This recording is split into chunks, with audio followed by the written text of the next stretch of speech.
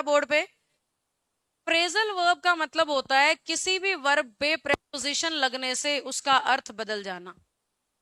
Phrasal verb का मतलब है किसी भी वर्ब पर प्रेपोजिशन लगने से उसके अर्थ में परिवर्तन आ जाना।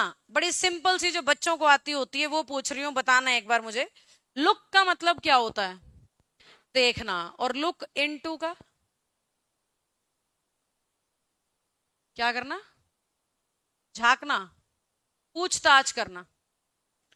लुक इनटू का मतलब होता है पूछताछ करना। लुक एट का मतलब क्या होता है? ध्यान से देखना।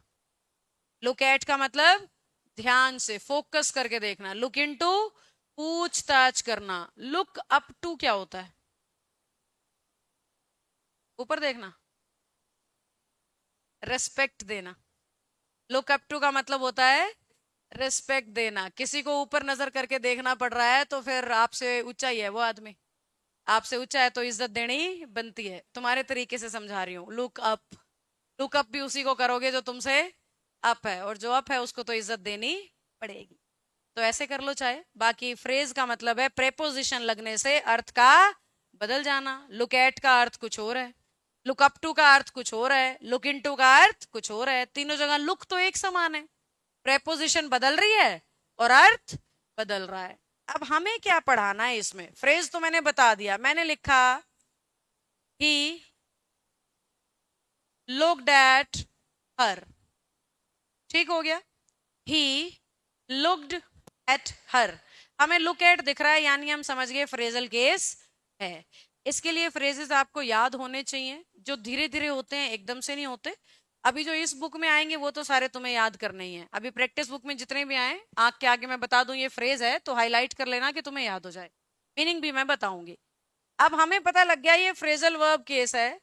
नया कोई रूल नहीं है, वही 5 बेसिक रूल की मदद से हमने सॉल्व करना है। मैं कर रही हूं, ध्यान दीजिएगा। She was looked at by him. कोई नया काम नहीं किया है मैंने, वही 5 रूल जो तुम्हें बेसिक में सिखाए थे उन्हें अप्लाई किया और क्वेश्चन को क्या कर दिया? सॉल्व कर दिया। अब फिर इसमें सिखाना क्या था, कहना क्या चाहती हूँ, ये केस कराई क्यों रही हूं जब कुछ सीखने का नहीं है? तो ध्यान से सुनो। जब ये केस पेपर में आता है हमारा बच्चा ऑप्शन नहीं चुनता, क्योंकि उसे लगता है 2 प्रेपोजिशन तो एक साथ आ ही नहीं सकती।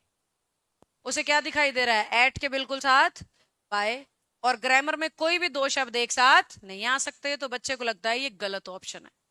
सिर्फ ये गलत फहमी मिटाने के लिए सिखा रही हूं कि ये गलत ऑप्शन नहीं है, क्योंकि एट के साथ बाय नहीं लगा हुआ, लुक एट के साथ बाय लगा हुआ है।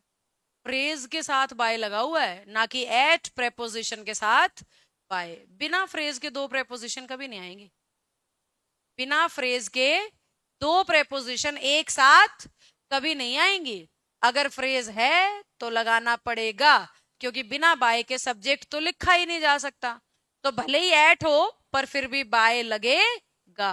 तो आपने इस ऑप्शन को गलत नहीं मानना बच्चों, सिर्फ इसलिए ये केस पढ़ाया जाता है। अदरवाइज इसमें नया कुछ नहीं है सीखने सिखाने के लिए। नहीं, एक ही बात है कि 2 प्रेपोजिशन नहीं टकरा रही हैं, फ्रेज के साथ लिख रखा है क्या? बाय। आ जाएगी हमें बात समझ में? ये 3 केस हैं जिन्हें हम कहते हैं वर्ब केस। क्या सबको समझ आ गए हैं?